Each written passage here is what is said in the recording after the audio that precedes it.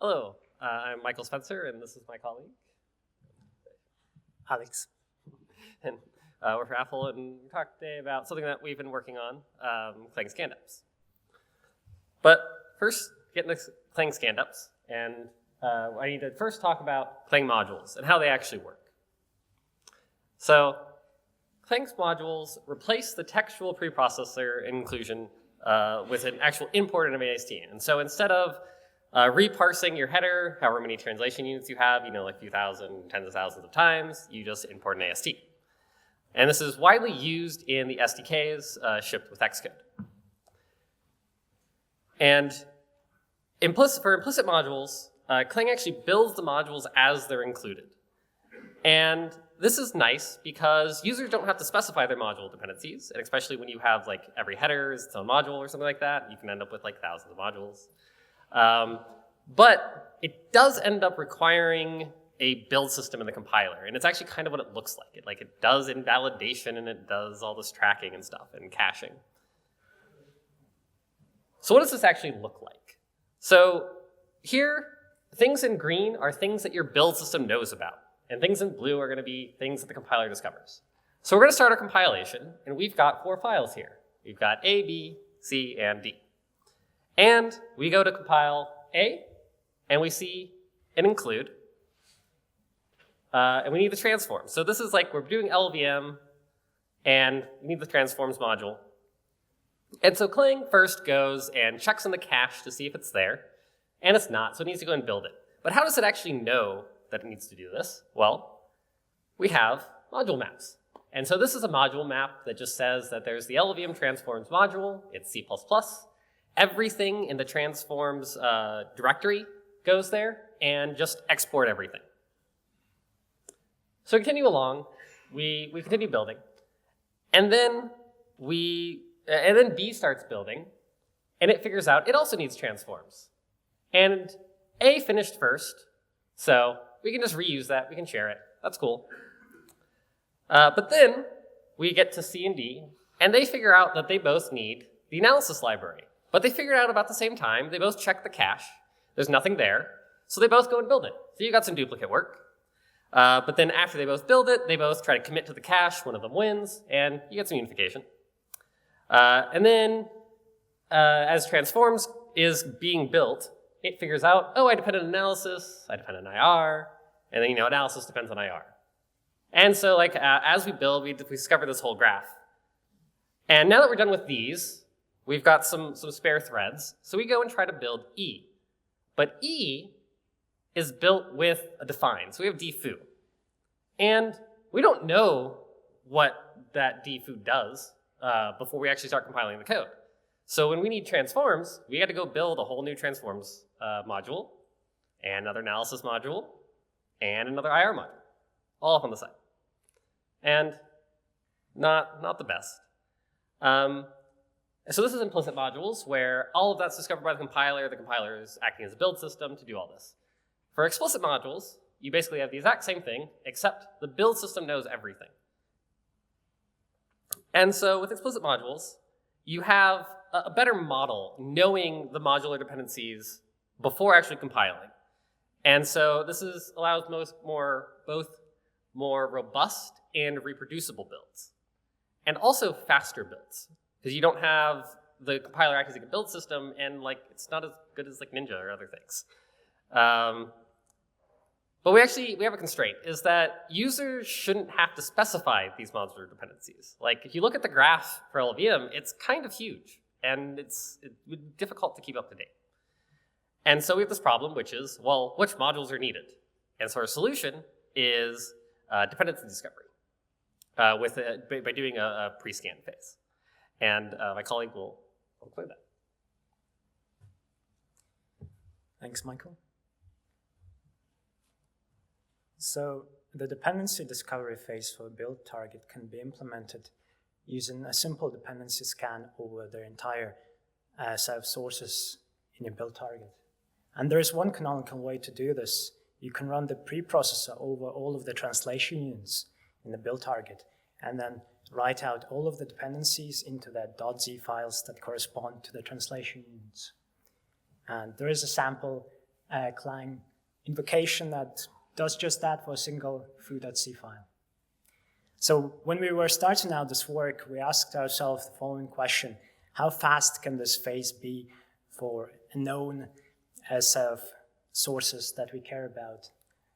So we took a look at LLVM and Clang, the sources we personally care about the most, and we benchmarked the pre-processing time for all of the files in the compilation database that's created when you configure the build of Clang and LLVM with CMake. So that's about 3,500 files.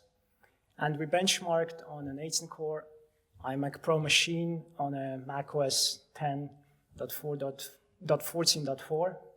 And so here's this graph that's showing the total time that the compiler took to pre-process all of the files, and we plotted it against the number of workers used.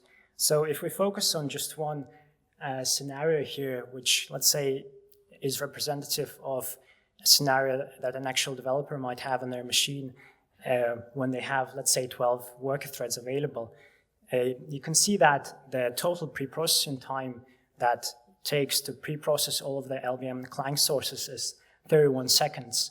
And for a dependency discovery phase that has to run every build, this is actually quite slow.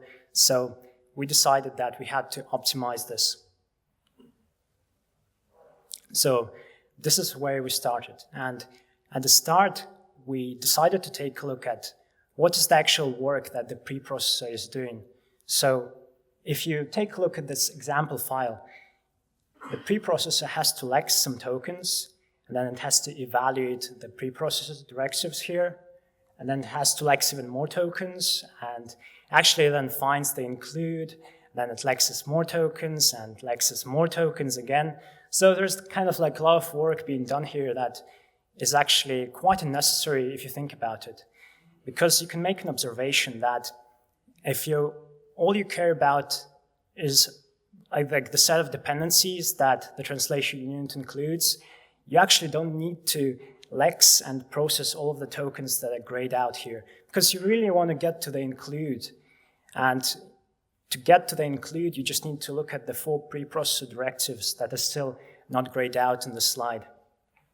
And so this was the key observation that gave us this idea to perform source minimization for any header file that you open whenever you run Clang. And so the source minimization essentially rewrites the source, and it only keeps the directives that might affect the dependency list. So in this example, we keep the conditional preprocessor directives and actual include as well. And we remove everything else from the source because we just don't need it. And the good thing about this source minimization is that it's context-free. So once you minimize a single header file once, you can reuse it from any translation unit that includes that header file. So with this source minimization in place, we decided to go back to our LLVM and Clang benchmark and measure the performance once again. And so we got some good improvement. We got, I think it was about 30% improvement in terms of the overall pre-processing time for all of the files. But there was one major problem that was staring right in our faces. Because when we were doing this benchmark, we were essentially invoking Clang in parallel, like regular Clang preprocessor invocations. And this actually created a lot of redundant work. So if you think about it, if 2 translation units include the same header file, the parallel Clang invocations actually do redundant work because the same file has to be read from the file system twice. And it also, our source minimizer has to minimize it twice as well. So this was a big problem because it wasn't possible to scale this solution just by running Clang invocations, just by forking Clang processes in parallel like a regular build system does. So this is why we decided to create clang-scan-deps, which is a library and a tool that you can use to perform this fast dependency discovery phase for a build target. So right now, the tool, we mainly use it for like testing and benchmarking. And it currently accepts a compilation database, which you can think of it as a the set of files you want to build for your build target, and then it actually outputs the dependencies for those files in your build target.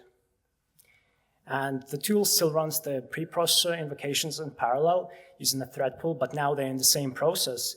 So we can actually be very efficient and remove the redundant work I mentioned in the previous slide, because we can read and minimize the source file only once. And so we use one shared file system with shared minimized file cache, and we have just one shared file manager in this library. And so let's take a look at the minimized file cache. So it basically maps from a file name to the minimized source. And it's pretty straightforward. It's a string map. And one of the problems that we noticed is that because it's a string map that's shared across worker threads, we had to guard it by a lock. And in the scenarios where we were benchmarking using a high number of worker threads, we noticed that this created lock contention. So one way that we optimized this was by just essentially splitting this string map into 9 regions, which is basically an array of string maps, and we address it by the hash of the file name. So now instead of having, let's say, one lock that's contended across all of the work threads, we just have 9 locks, and so there's less contention going on. So the performance didn't really regress now, just kind of flattened out for other reasons. And another thing we noticed when evaluating the performance of the new tool was that there was a surprising amount of time spent during preprocessor block skipping. So let's take a look at this source file here on the right-hand side. So let's say the macro not taken is not defined when we are preprocessing the translation unit. So the pound ifdef is not going to be taken. So the tokens, but the surprising thing is that the tokens inside of it are still lexed because the preprocessor has to find the pound elsif. And in our benchmarks, now profiles that we did, this was actually a surprising amount. This took actually a surprising amount of time, so it was about 10 to 15%. And I think it really depends on the headers you have on your system. So in ours, the case, there was one problematic header that I think dramatically increased that number, but I believe other systems might have similar performance issues as well with just the skip in here. So we optimized it, and what we did is we basically, now instead of lexing all of the files, all of the tokens, in the block, essentially we skip to the pound elsif directly in the lexer. So we just add an offset to the lex's buffer pointer. And this is very efficient because the offset itself is computed when we minimize the source file. So because when we're minimizing the source file, we're essentially rewriting it, we're able to compute the offset just by looking at the directives that we are creating. So with all of these things in place, we did another benchmark on the clang-LLVM sources, and we basically got a pretty good performance that we were quite happy with. So I think the numbers here show that the performance boost you get with clang-scan-deps is between 5 to 10x on the sources that we tested. And the performance kind of flattens out as you increase the number of work threads, but I think that's system dependent, and there are other optimizations we can do later on in the future to probably make it faster. So we were quite happy about this result, and then we decided to move on to extending this to actually do an implicit module discovery phase, which we can then use to create the explicit module build rules. But there is one thing that we need to note here, is that there are some things that the source minimizer doesn't handle correctly, but they are very obscure cases and we aren't actually going to support them. So for example, if you have at import, which is an Objective-C statement which allows you to import a module, if you have it in a macro, the source minimizer will not actually recognize it, so this dependency will not be found. And a similar example can be made with the Pragma Clang module import. And I really don't think that anyone should be writing code like this, so I think we're just going to disallow it. And so moving on to modular dependencies. So clang-scan-deps can be used to create the module, explicit module build graph for your files. And we do this by essentially reusing the implicit module scanning phase that's already implemented in Clang. And essentially we use the minimized sources to build fake modules which actually don't have any AST content inside of them, but they still allow us to determine which modules are required for a given translation unit. And yeah, we still use the implicit module machinery, which actually builds modules and serializes them to disk, so it's just like very inefficient, but we're gonna fix that eventually. And once we run this fast implicit build on a given translation unit, we know which modules it needs, so we can actually create all of the explicit module build drills. And Michael will now talk about how we do that. Thank you. So, think about how we actually extract these dependencies. And we're going to step back to this LLVM build. And here we've actually got the minimized source. So we've applied all the things from Alex's part. And now we have these lists of files attached to all of these modules, which are all the headers files, all the source files, and all like the module maps and every little piece that you need to that these depend on. So we grab these all, stick them over to the side, and then just chew through them and build an explicit graph. So now everything's explicit. So what does this actually look like? So one of the ways that I did this is as like a initial test, was to generate Ninja files. And so here we've got a Ninja fragment that is just saying that to build the LLVM transforms PCM, which are our precompiled module, so our actual module file, we go and do a C++ explicit modules build, and we build it from the module map. So if you remember earlier I showed the LLVM transform module map file, that actually defines how to build it. And so Clang needs that file to know how to actually go and build it for explicit modules. We also list the direct dependencies, so it depends on IR, it depends on analysis, and the standard library. And then we need to tell it actually which module, because that was just a module map fragment. The actual module map file for Clang or for LLVM in Clang are just big giant ones that have a bunch of different fragments in them. So we say, grab this fragment, and then we need to list the full transitive dependencies to Clang. So this is actually an explicit build of an explicit module. And then we also pass the rest of the arguments to build it. And so once we have that, here's the result for scanning. So this first blue line, which is actually pretty terrible, like you're spending minutes, that's if you actually try to do an implicit modules build with -e only, because it actually has to go and fully build the modules to be able to properly preprocess. And like that takes minutes, and it's terrible. So no one wants to do that, so let's ignore that bit and zoom in a bit. And so here we've got 3 different cases. So we've got E only, which is what we originally started with. Then we've got the modules scan-deps, so that's the minimized modules. And then we actually have scan-deps without modules.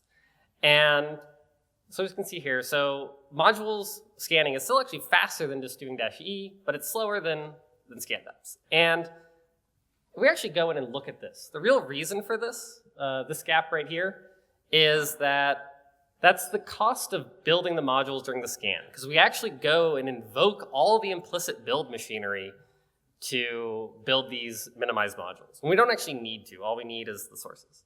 And so that's something that we're going to work on in the future. And I think that we can actually get this very close to the just preprocessing, or the minimized preprocessing, and actually get all the modules out of it. As for the actual build performance improvement, we're seeing about a 5 to 15% speed up. And so the blue line is an implicit modules build, the green line is an explicit, and then not including the scan. And then the white line that's basically overlapping the green line is the scan plus explicit. So it's actually cheaper to go and do an explicit scan and then do an explicit build than it is to just do an implicit build. It's actually really interesting to look at like a Ninja build with this of LLVM. In an implicit build, the first like few translation units just sit there for quite a while. They spend like a minute. And it's just because it's hammering on all of the modules that everybody wants the same module. So they all go and build the same module because it's not in the cache. And they fight for who gets it in the cache. And not fun. But with Explicit, the build system can actually properly schedule everything. Now, there are a few bugs here. And that's mainly because implicit and explicit modules in Clang actually behave differently. There's like a lot of history here, and a lot of things have been built up over this. And for example, they have different ideas about if a header is a textual header or if it's a module header. So you end up with missing dependencies. And so I had to fix some of these up manually because I've been working on fixing it, but it's gonna take a while. So this changes the dependency set.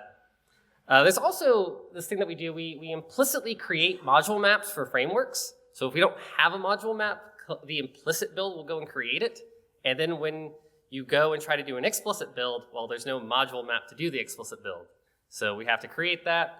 And a big issue with this is that these are actually totally different code paths. And so anytime you have divergent code paths, then you end up with differences in behavior. And so these are things that need to go and get cleaned up to actually fully deploy this. Now, there's actually a lot more work that we can do to make this even better. Big thing is some optimizations. So, as I said earlier, we don't actually need to build modules. We only need the list of file dependencies. And I think that can get us a big chunk of this. The other thing is we can cache the modules and whatever results we have. We don't need to write to disk, because right now we have a lot of disk traffic. We can also be incremental. And there's different ways to do this. We're working also on a libclang interface, so a C interface, that'll allow a build system that already is incremental to ask just for the things it needs. But we could also support the compilation database model by going and doing the checks to see what we need to rescan. And a really interesting one that we can do is actually merging the build graph for compatible modules. So if we go back and look at this case we had, where e.cpp is changed, but if you actually go look at the LLVM source code, we never use capital foo anywhere. So we could actually take this and just go to transforms directly. And that'd be a really good place to be. This does have a trade-off between our minimizing, because the minimizing actually needs to then track to see if we ever use foo. And it depends on your build. Like if you always build everything with the same configuration, then you don't have this problem. You only ever get one module for everything. So there's the trade-off there. But it's actually something interesting to look at. The other stuff we have is C++ 20 modules. We don't currently support them. Like sometimes it'll work accidentally, but we need to add support for the minimizer for import modules and import headers for C++ 20. And then big thing is upstream. So we need to get this stuff upstream. There's currently 2 patches in review. These are the source minimization. The source minimization and the initial. Yeah, and then the initial bit of actual clang-scan-deps. And so with that, are there any questions?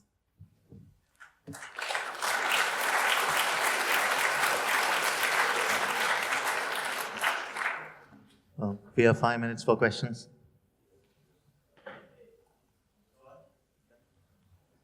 Why 9? When you did the string map thing, there was 9 bits. Why 9? Like, why not 8 or 16 or something? I would understand. 9 just seems like this weird number. So why did you just land on 9? It was just a kind of random heuristic I picked at the time. It doesn't have to be 9, so it's just something we looked at for a brief period of time. But I think recently I looked at it again, and it doesn't really make such a big impact which number you put there, but more than 1 helps for sure. Okay, thank you. I'd like to come back on the C++ 20 modules, and there is also a notion in these modules of discovering these dependencies, and how much of what you did for Clang modules could be applied to the discovery of dependency for C++ 20 modules? Yeah, I think that all of this can be applied. The main difference is that you don't have module map files, and so you need to actually figure out who's defining the module. But with this, you pass it every file, and so it knows about everything. And so, yeah, I think this can be easily applied to full support for C++ 20 modules.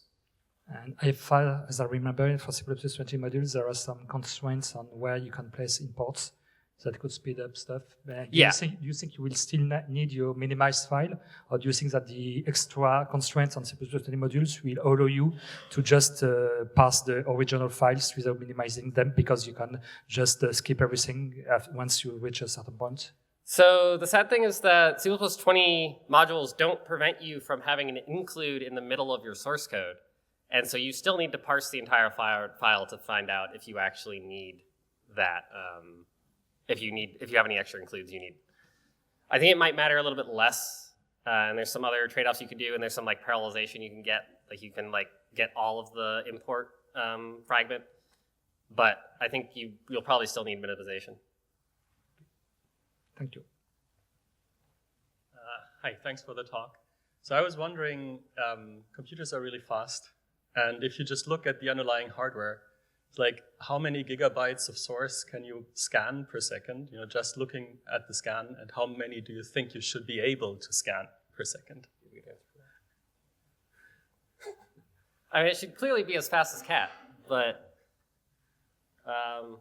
I think part of it is like the Clang lexer is doing a lot of tracking and stuff, and we could like write a totally new lexer. Preprocessor as well. Yeah, lexer and preprocessor, write a totally new one yet again. I think one of the interesting things that we saw in the profiles was the most optimizations applied, that we have about 10% of the time spent like just setting up and deallocating stuff in the compile instance. So there's like a lot of just setup and configuration that just adds overhead, which doesn't need to be there. Yeah, because like we're setting up a full compiler, like a full C++ compiler to go and like lex some tokens. So maybe like you can get another step, but like this is already really fast. Like we're talking like a few seconds for all of LLVM to figure out the full set of dependencies. So Right. Thanks.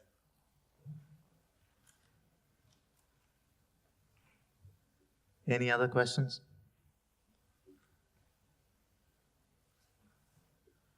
Okay, let's thank the speakers once again.